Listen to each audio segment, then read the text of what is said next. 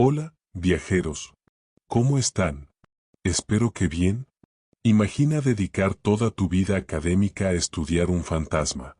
Enseñar, ciclo tras ciclo, que una determinada especie no es más que un delirio colectivo, un mecanismo de defensa psicológico inventado por civilizaciones antiguas para lidiar con el terror del universo. Pruebas, matemáticamente, que su biología es una broma, que su psicología es un error fatal. Y entonces, un martes cualquiera, con la sala llena, la puerta es derribada. Y tu mito entra caminando sobre dos piernas, pidiendo disculpas por el retraso. El problema no es descubrir que los humanos son reales. El problema es descubrir que vinieron a impedir. El aire en la sala de conferencias principal del cuadrante norte tenía siempre esa misma textura opresiva y metálica. Era una mezcla cuidadosamente calculada de atmósfera metanizada con rastros de argón, mantenida a una presión ligeramente superior a la del nivel del mar del planeta capital. Para el profesor Sandor Kilks, era el olor de la academia. El olor del rigor científico. Ajustó el aparato respiratorio acoplado a su tórax superior, sintiendo el clic familiar de la válvula de succión alinearse con sus branquias artificiales. Con un movimiento fluido de sus 4 ojos independientes, barrió la sala. 300 alumnos. Estudiantes de pregrado y posgrado provenientes de 17 sistemas planetarios diferentes. Era una visión caótica y, al mismo tiempo, rutinaria. En el fondo de la sala, entidades basadas en silicio flotaban en enormes tanques de suspensión antigravitacional, sus cuerpos emitiendo un brillo azulado y palpitante que se reflejaba en las paredes de aleación reforzada.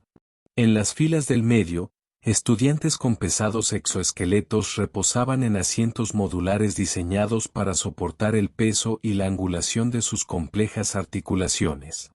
Y, en la primera fila, siempre en la primera fila, los estudiantes gelatinosos. Ellos no se sentaban, obviamente. Simplemente se acumulaban y escurrían cómodamente en cuencas de contención especialmente diseñadas, sus membranas translúcidas vibrando con anticipación. Sandor aclaró su caja de voz secundaria. El sonido fue un chasquido bajo, profundo, diseñado para infundir respeto. Bienvenidos, resonó la voz, perfectamente modulada por los traductores acústicos de la sala. Bienvenidos a Cenomitología Avanzada 57. Hizo una pausa. El ritmo de una buena clase es como el ritmo de una respiración planetaria. Tienes que saber cuándo contener el aire. Soy el profesor Kilks, y hoy comenzamos nuestra unidad más, digamos, pintoresca. Activó un comando mental a través del enlace neuronal en su sien. La iluminación fría de la sala descendió en exactamente un 40%.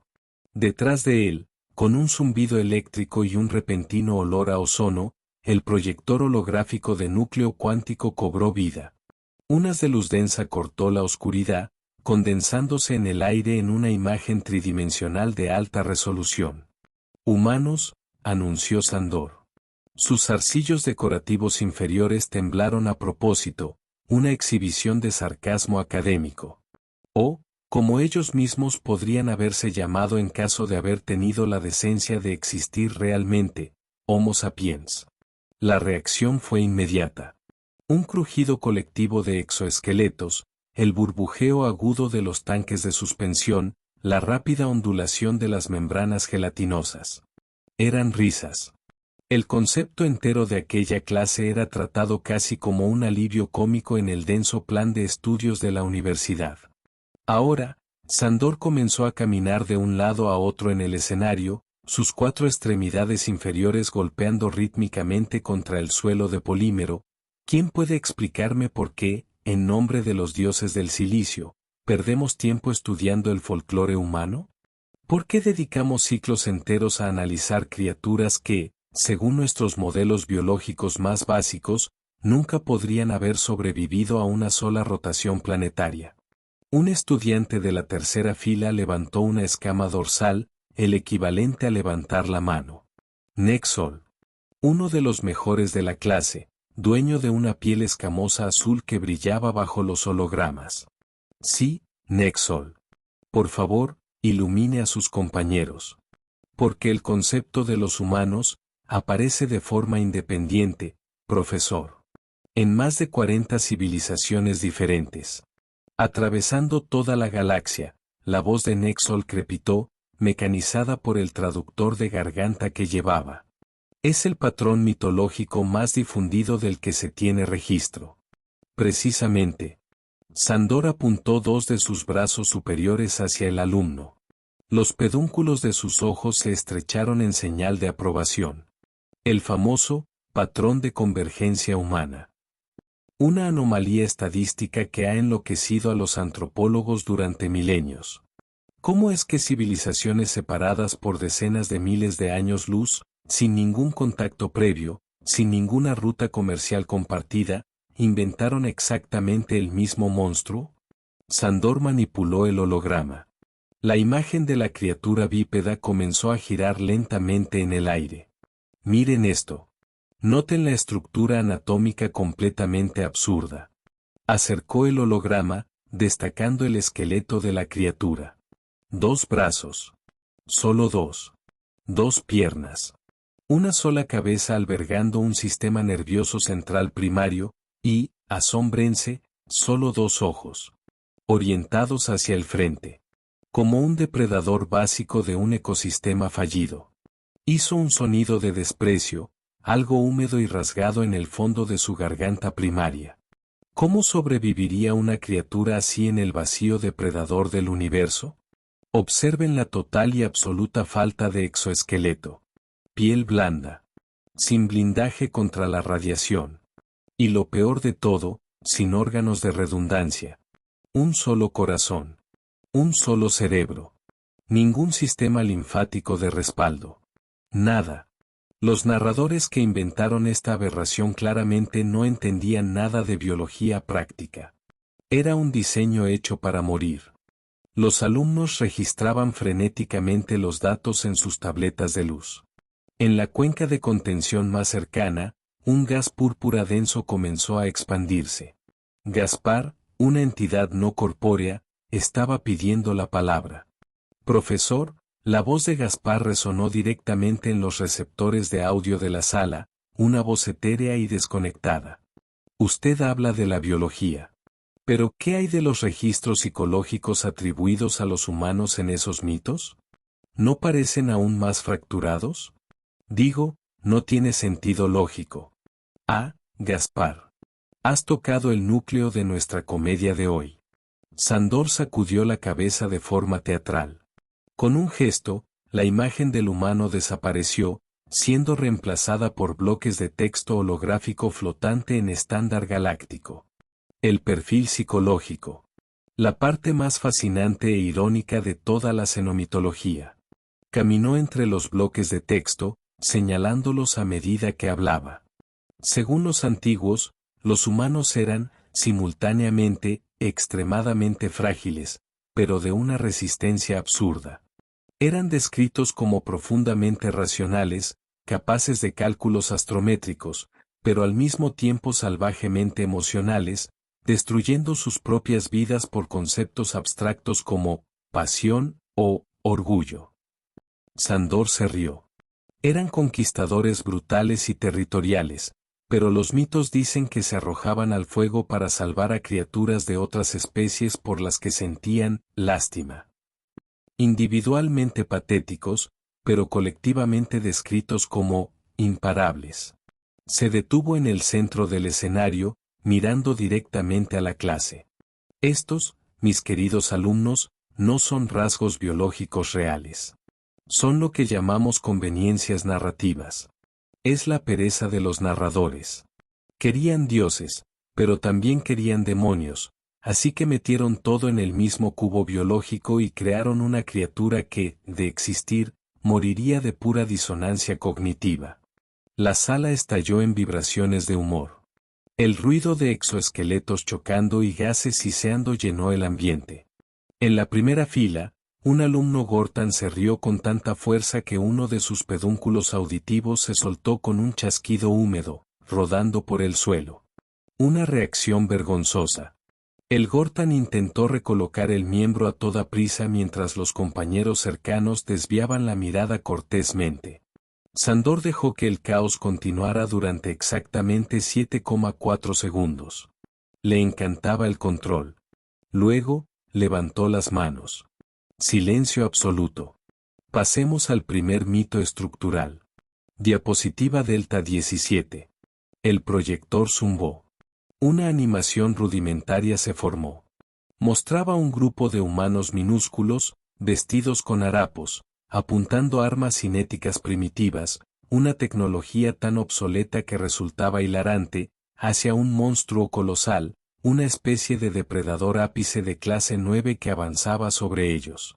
En la animación, en lugar de dispersarse y huir, como dictaría cualquier algoritmo de supervivencia básico, los humanos mantenían la línea.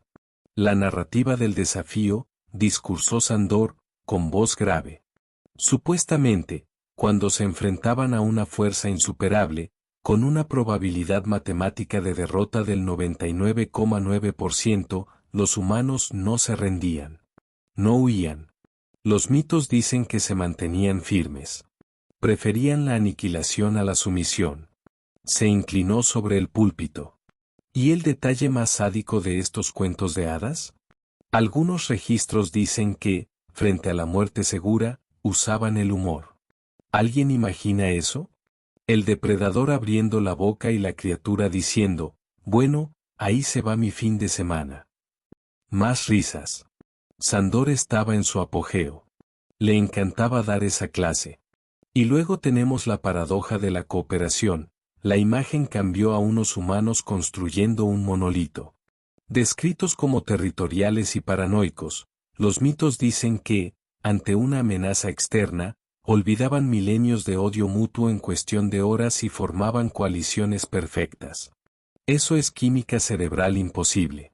Ninguna especie cambia el registro de neurotransmisores de competidor a aliado tan rápido sin una inducción química pesada. Allá en el fondo de la sala, en las sombras de las últimas filas, Sandor vio un movimiento. La profesora Melvadon. Su archienemiga académica. Su forma física, una masa bulbosa de tejido neuronal expuesto y finos tentáculos, se retorció. Podía ver sus cilios sensoriales vibrando. Estaba murmurando algo, grabando objeciones en su propio pad. Melvadon era la única loca en el consejo que defendía, en secreto, que los mitos humanos podían tener una base factual. Patética. Sandor fingió no verla. Y, finalmente, mi favorito, el proyector mostró a las criaturas primitivas garabateando en las paredes de una cueva, emitiendo sonidos con pedazos de madera y cuerdas. La obsesión por el arte. Sandor sacudió la cabeza lentamente. Nuestros registros muestran que gastaban cantidades obscenas de energía calórica para producir cosas. Cosas que no quitaban el hambre, no proporcionaban refugio, no garantizaban la reproducción. Pinturas. Canciones. Poesías.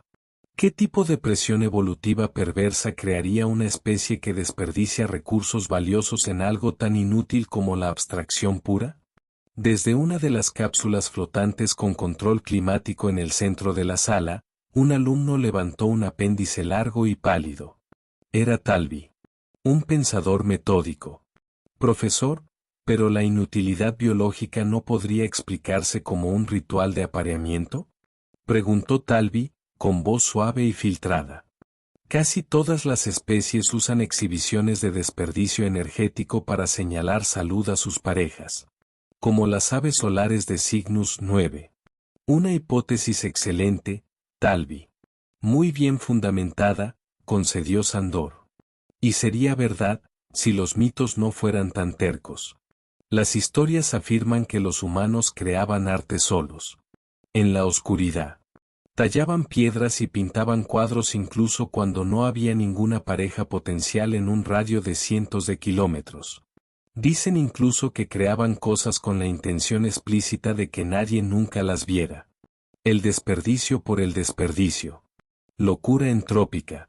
Fue en ese momento. Fue exactamente en ese momento de triunfo pedagógico cuando la realidad, de forma muy silenciosa al principio, decidió desmoronarse. Comenzó no como un sonido, sino como una vibración. Muy sutil. Una onda de baja frecuencia que viajó por el concreto de densidad ultra alta del suelo, subió por las 4 patas de Sándor y reverberó en sus vías gástricas.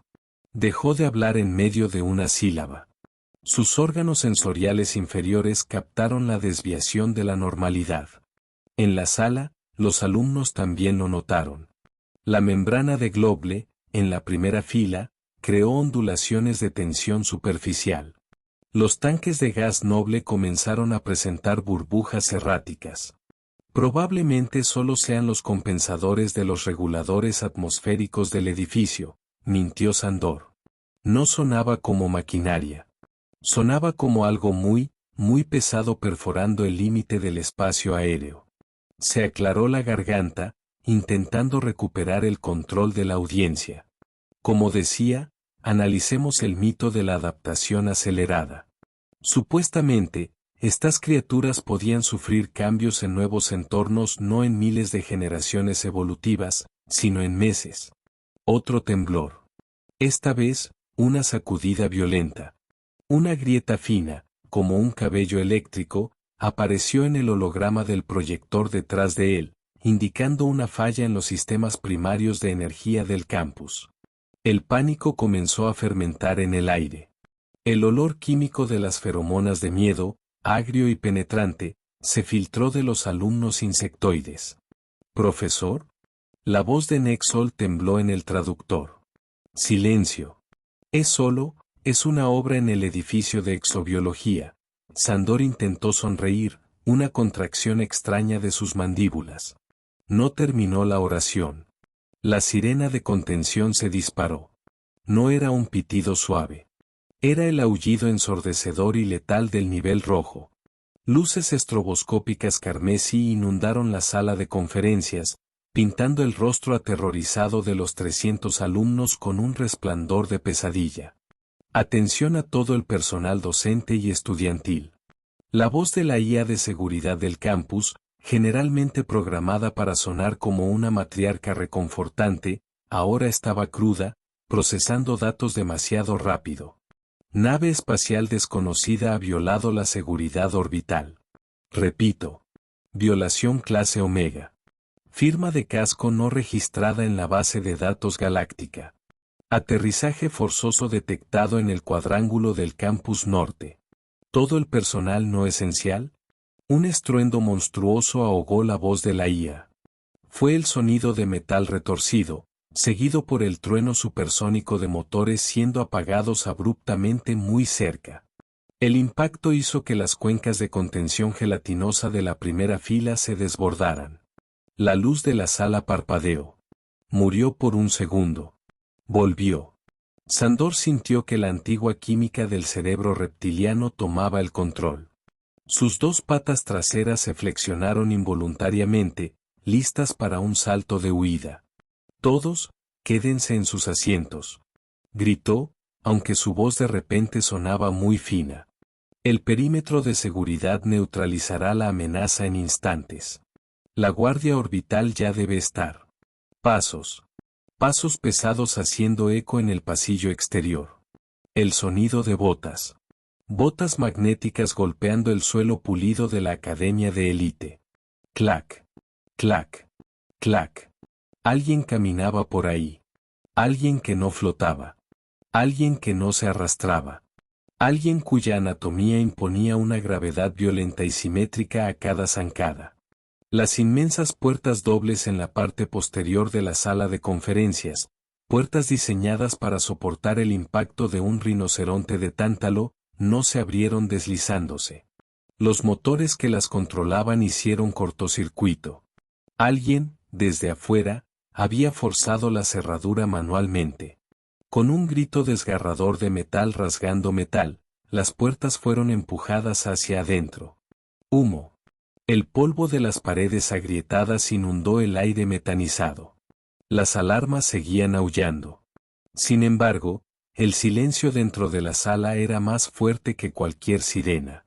Allí, enmarcada en el arco destruido de la puerta, iluminada por las luces rojas de emergencia, estaba la figura.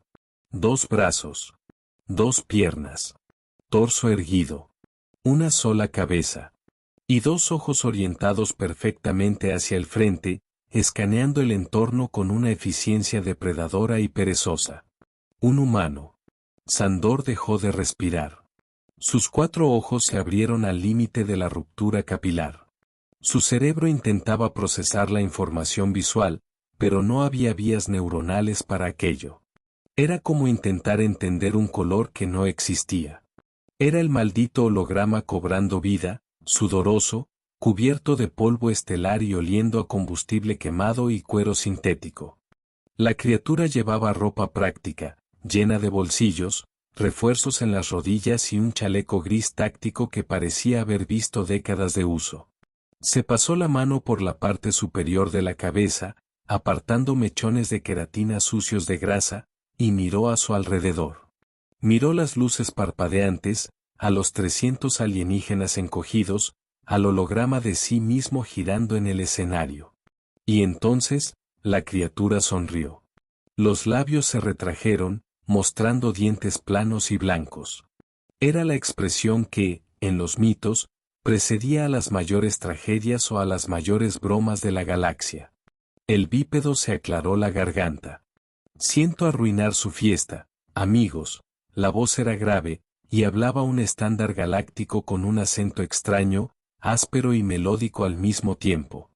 Pero mi tripulación y yo no pudimos evitar notar que tienen un curso universitario entero dedicado a nosotros. Pensé que sería de mala educación no pasar por aquí para asistir como oyentes por un día. El humano parpadeó, con el rostro relajado en medio del apocalipsis de seguridad que acababa de causar. Espero que no estemos interrumpiendo el plan de estudios. El caos no fue gradual. Fue una explosión termodinámica. En la cuenca delantera, 3 alumnos gaseosos simplemente perdieron su cohesión molecular por puro terror existencial, disipándose en una niebla inofensiva hacia el techo. Los seres crustáceos entraron en parálisis catatónica. Los tanques de agua hirvieron con la agitación de sus ocupantes. Y allá en el fondo, a través del humo, la profesora Melvadun estaba de pie. Si es que su biología le permitía estar de pie. Se alzaba sobre sus tentáculos, los cilios vibrando con una intensidad letal, los ojos desorbitados de pura, incontaminada y vengativa euforia académica. Imposible, jadeó Sandor, retrocediendo a trompicones hasta golpear el borde de la mesa.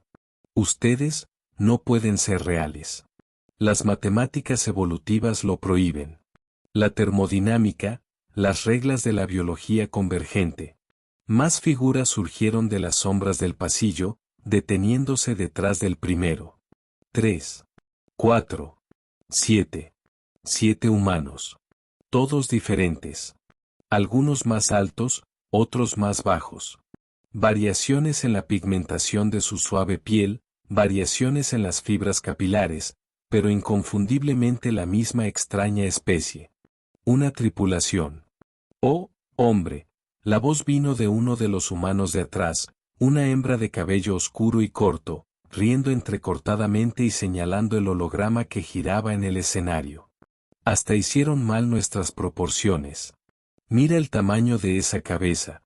El líder humano se rió. Un sonido rico, profundo y aterrador. Comenzó a bajar las escaleras del pasillo central.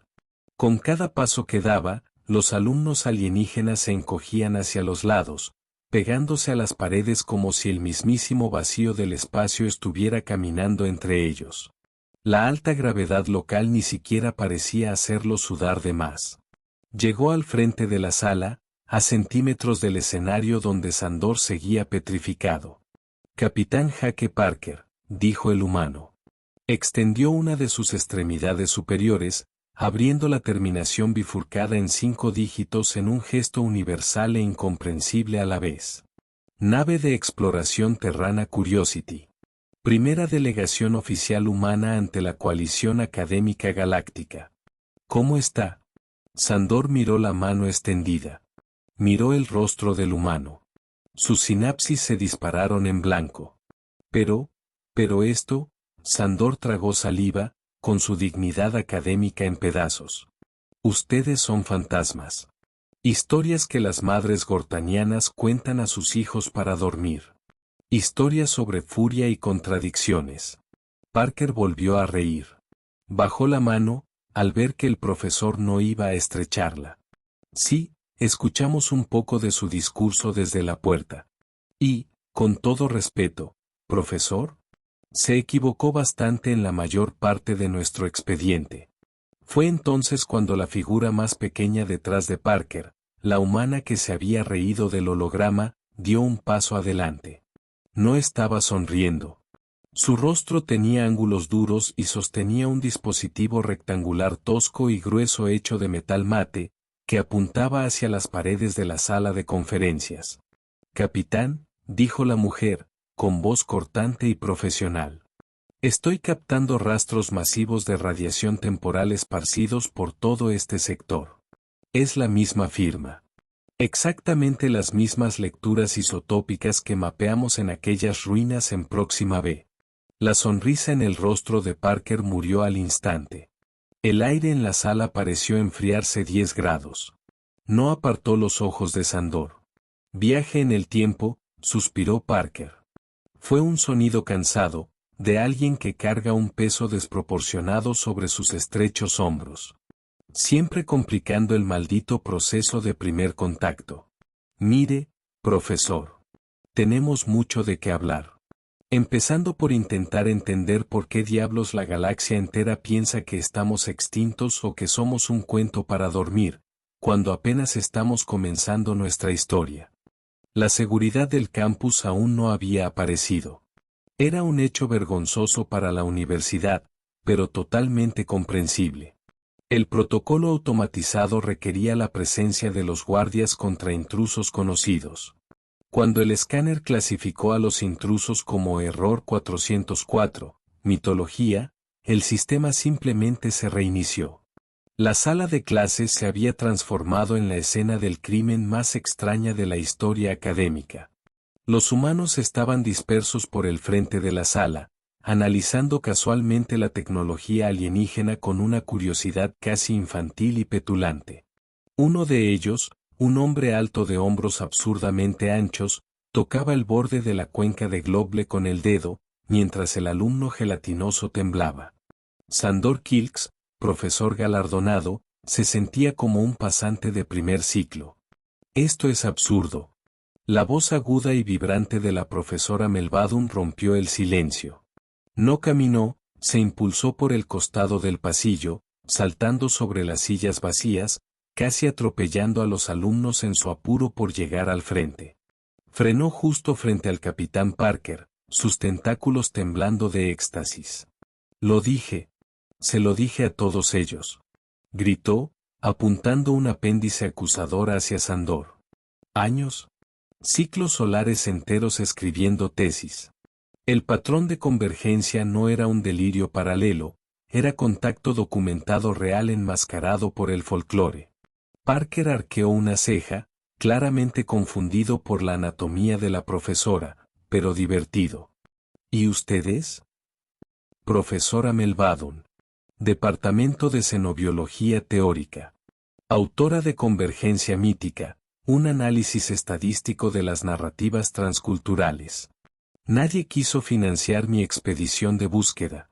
Me llamaron loca. Encantado de ser su prueba viviente, profesora, Parker hizo un ligero asentimiento.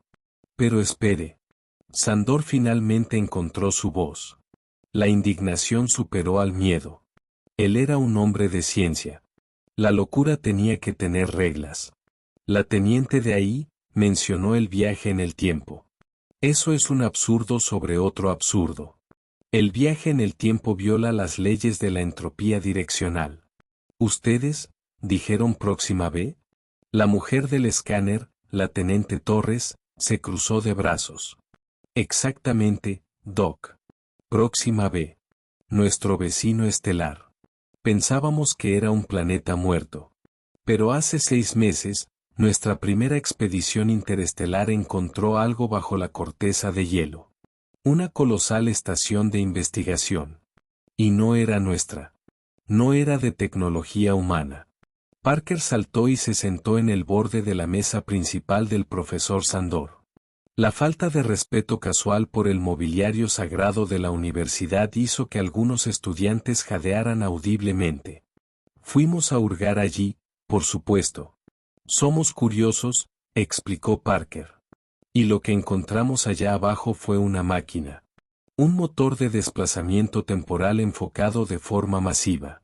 Roto.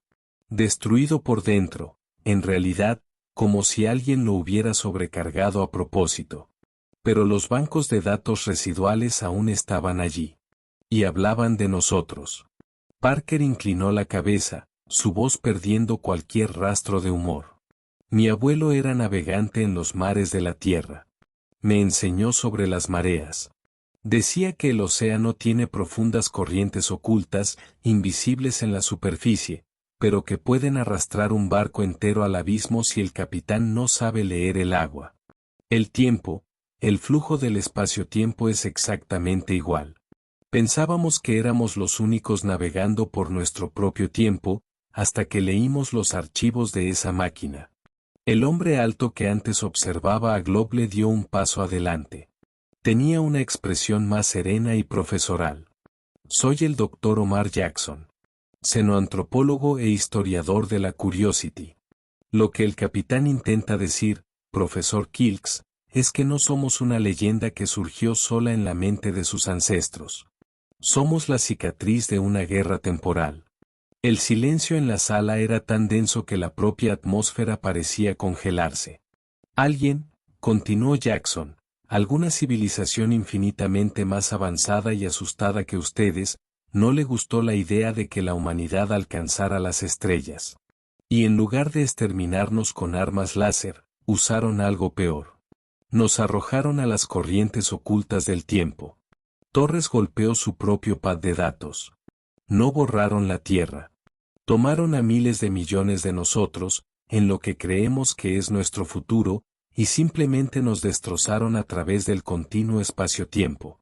Arrojaron focos de humanos a miles, millones de años en el pasado, dispersos por decenas de mundos a través de la galaxia. Náufragos en el pasado. Los 4 ojos de Sandor parpadearon asincrónicamente.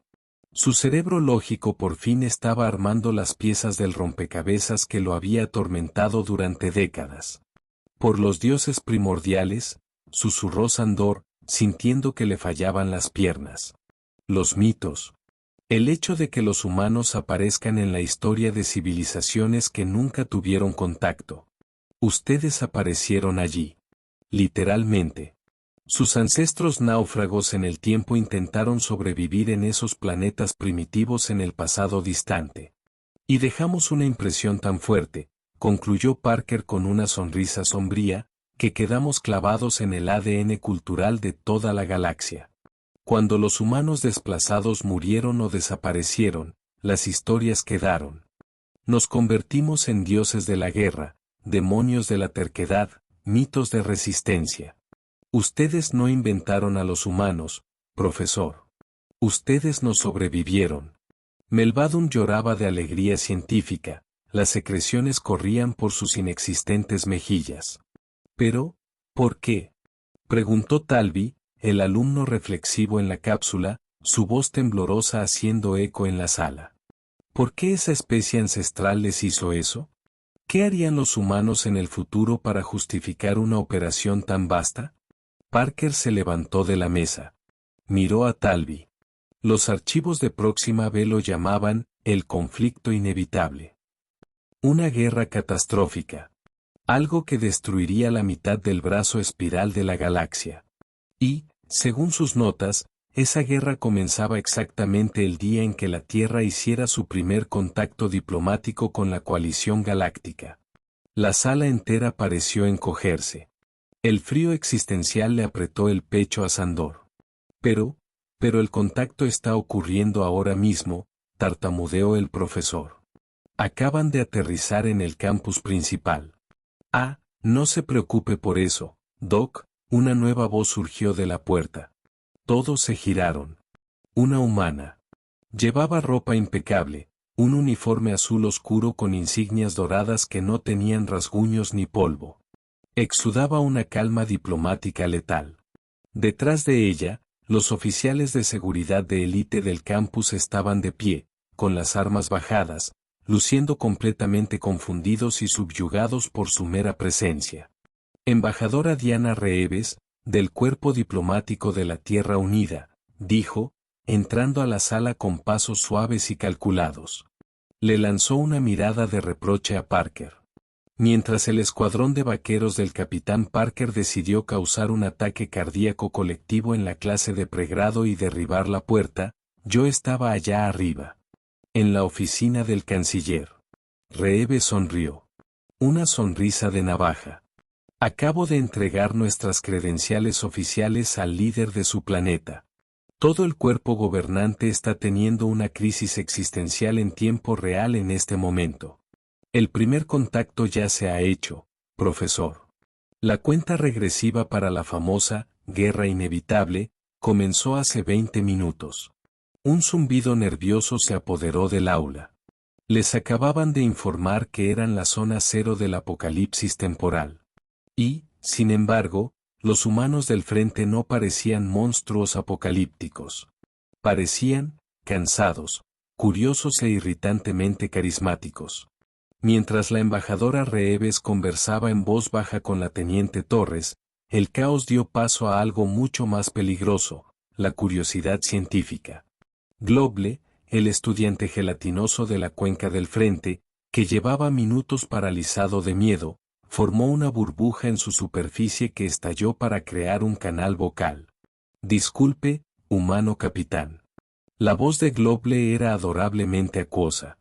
Parker se giró, apoyando las manos en las rodillas, quedando a la altura de la mirada de la cuenca. Dime, hijo. ¿Qué ocurre? El profesor Kilks dijo que ustedes son un error biológico porque gastan recursos haciendo cosas sin propósito. Que su psicología es inviable debido al arte. ¿Es cierto? ¿Hacen cosas solo por hacerlas? Sandor sintió que le ardían las mejillas. Tener a sus propios alumnos probando sus tesis refutadas directamente con la fuente primaria era humillante, pero no podía apartar la mirada. Parker miró a Globle durante un largo rato. Su rostro, endurecido por los viajes espaciales y el peso del mando, se suavizó de una manera extraña. Metió la mano en uno de los profundos bolsillos de su chaqueta y buscó en su interior. Sacó un objeto pequeño y lo colocó con cuidado en el borde de aluminio de la cuenca de Globle. Era un trozo de madera oscura. Estaba pulido por el toque constante de los dedos, desgastado en las esquinas. Había sido tallado en la forma imperfecta, pero reconocible, de una pequeña ave terrestre con las alas abiertas. Mi abuelo, el mismo que me enseñó sobre las corrientes del mar, dijo Parker, con un murmullo suave. Era un hombre práctico. Sobrevivió a 3 guerras de recursos en la tierra. Construyó su propia casa. Pero, un domingo por la tarde, bajo una tormenta terrible, una rama cayó del árbol de nuestro patio trasero. Pasó 14 horas seguidas con un cuchillo sin filo tallando esta madera. Globle estiró un filamento trémulo de gelatina y tocó suavemente el ala del pajarito de madera. ¿Para qué?, preguntó Talby, flotando más cerca. ¿Cuál era la utilidad mecánica del objeto? Ninguna, sonrió Parker. No cortaba, no disparaba, no calentaba, no alimentaba. Lo talló porque le pareció que la forma escondida en la madera era hermosa. Y me lo dio como regalo. A eso le llamamos arte. Miró directamente a los 4 ojos desorbitados de Sandor. Hacemos eso en la oscuridad. Lo hacemos en las trincheras de guerra.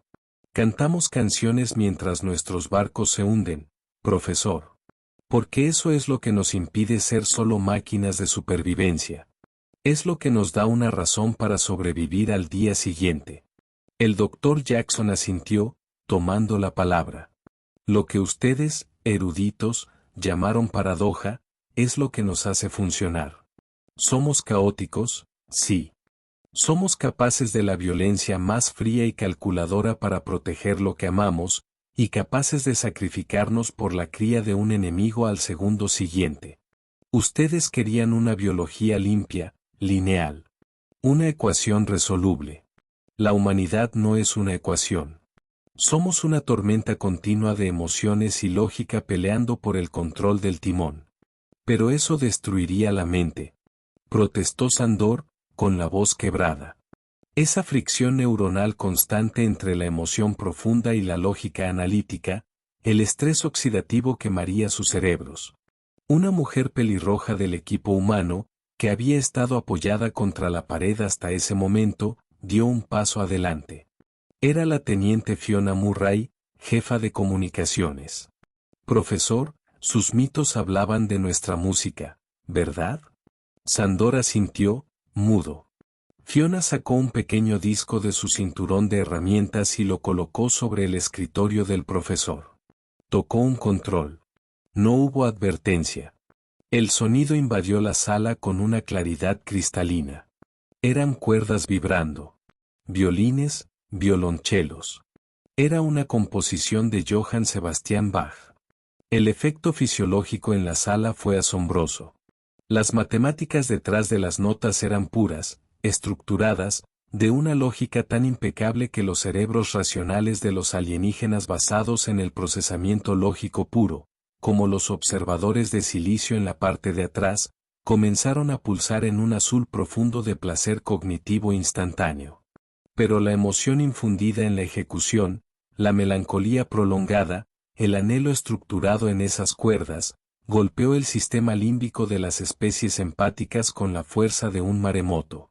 El Gortan de la primera fila, el que se había reído y perdido la oreja, se cubrió la cara con sus manos escamosas. No entendía el sonido, pero la melodía estaba destrozando físicamente sus barreras emocionales. La profesora Melvadun estaba en un estado de resonancia armónica, sus tentáculos balanceándose a ciegas al ritmo del adagio.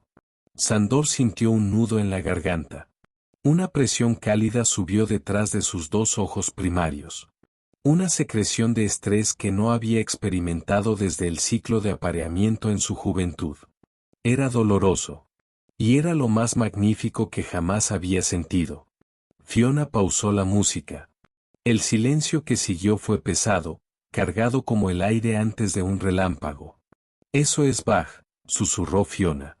Es matemáticas puras casadas con un corazón sangrante. Esa es nuestra respuesta a su paradoja, profesor. La fricción no quema nuestros cerebros.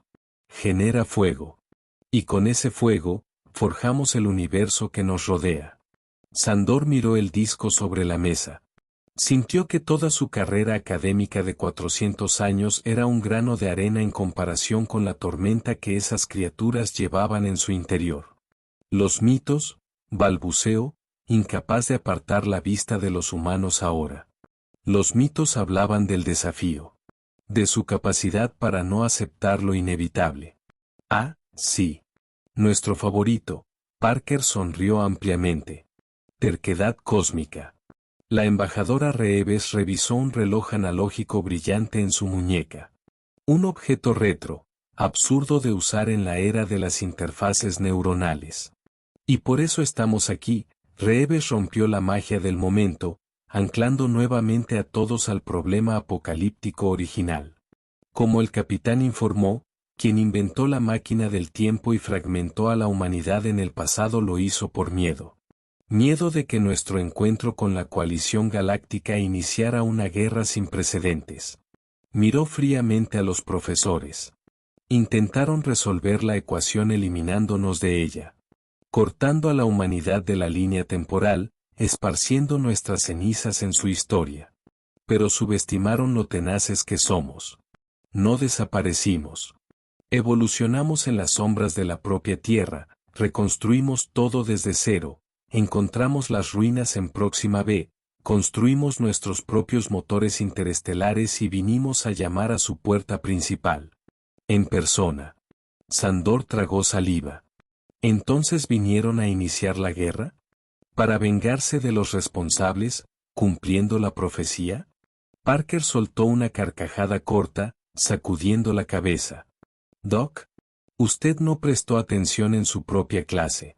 ¿Los mitos dijeron que nosotros huimos de la pelea? No. Ustedes se enfrentan a la fuerza superior, incluso cuando es un suicidio lógico. Exactamente. Alguien miró hacia el futuro, vio una guerra entre nosotros y ustedes, y entró en pánico. Intentaron arreglar el destino matándonos en la cuna del tiempo. Pero nosotros, Parker miró a su tripulación. Un intercambio de miradas feroces, de profunda confianza silenciosa. Nosotros no aceptamos destinos ya escritos. No huimos. Pero tampoco somos esclavos de la profecía. Vinimos aquí para mirar el fin del mundo a los ojos, y decirle, no. La revelación cayó sobre los académicos como un ancla. Hemos venido a forjar una alianza. Inmediata. Inquebrantable. Completó Reeves.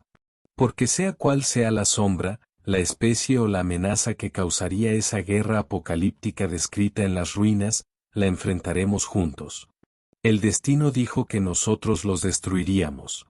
Nosotros decidimos que, en cambio, vamos a salvarlos. Solo por capricho cósmico. En ese momento, Sandor Kilks miró a las criaturas que tenía delante. Irracionales. Sucias. Emocionales. Completamente inadecuadas para el orden quirúrgico de la galaxia. Y se dio cuenta, con un terror aliviador, de que no había nadie más calificado en todo el universo para romper el guión del destino que un grupo de monos bípedos que no sabían cuándo rendirse. El canciller lo está esperando, embajadora, avisó una voz desde el pasillo. Eran los guardias de la universidad, actuando ahora como escolta honoraria, con miedo de mirar directamente a los humanos.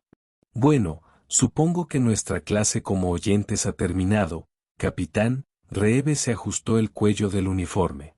Parker se volvió para irse, pero se detuvo. Miró hacia el aula, a los 300 alumnos petrificados, fascinados y aterrorizados. Miró a Sandor. Por cierto, profesor. Sus notas de clase. Me parecieron muy débiles en cuanto a gastronomía. Si realmente vamos a sobrevivir al fin del mundo juntos, insisto en enseñarles el concepto de la pizza.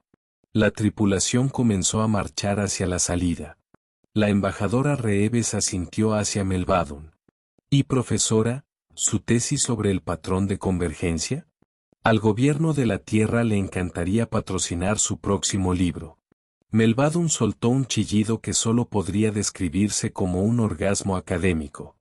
¿Pero y nosotros?, gritó Talvi desde el fondo del salón. ¿Qué pasa con Xenomitología 57 ahora que el mito es real y se va a tomar un café con nuestro presidente planetario? Sandor Kilks miró a sus alumnos. Miró al proyector holográfico averiado, al pajarito de madera tallada que aún reposaba en el borde de la cuenca de Globle. El viejo profesor enderezó la espalda, abriendo sus 4 brazos en un abrazo simbólico del cambio. El orgullo arrogante del pasado estaba muerto. En su lugar, ardía el fuego indomable de la curiosidad. El fuego del descubrimiento que los humanos acababan de enseñarle. Esta clase, proclamó Sandor, su voz haciendo eco con una fuerza renovada que hizo vibrar las paredes. Acaba de convertirse en el primer departamento oficial de estudios humanos aplicados de toda la galaxia. Y, amigos míos, si estos malditos primates locos planean reescribir el destino del universo entero, vamos a necesitar libretas de apuntes mucho más grandes para registrarlo. Mientras la delegación humana desaparecía por el pasillo, flanqueada por guardias en estado de shock, Sandor caminó lentamente hacia la puerta. Miró el rastro de las pesadas botas magnéticas marcando el inmaculado suelo de su academia. Recordó lo que el capitán humano había dicho sobre las mareas. Sobre las corrientes del océano y el tiempo. La galaxia entera siempre había intentado luchar contra el mar. Habían construido muros matemáticos, se habían escondido detrás de una fría lógica para no ahogarse en la entropía del universo. Pero la humanidad no construía muros. Ellos construían barcos. Se lanzaban de cabeza a la tormenta emocional y temporal, riéndose de la furia de los dioses de silicio, negándose a hundirse. Y ahora, su flota estaba anclada en el umbral de la puerta. La guerra inevitable ya no parecía tan inevitable. Parecía simplemente otra tormenta en el oscuro océano de la existencia.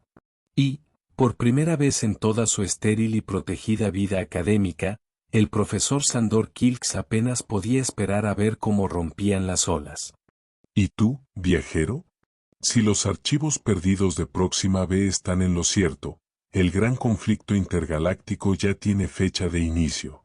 La pregunta que queda es, ¿cuál es tu posición en este Consejo Académico Galáctico?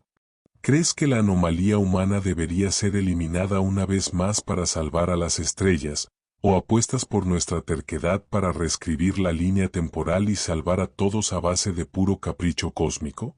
Deja tu decisión registrada en los comentarios de abajo. Los archivos del canciller se están compilando mientras hablamos.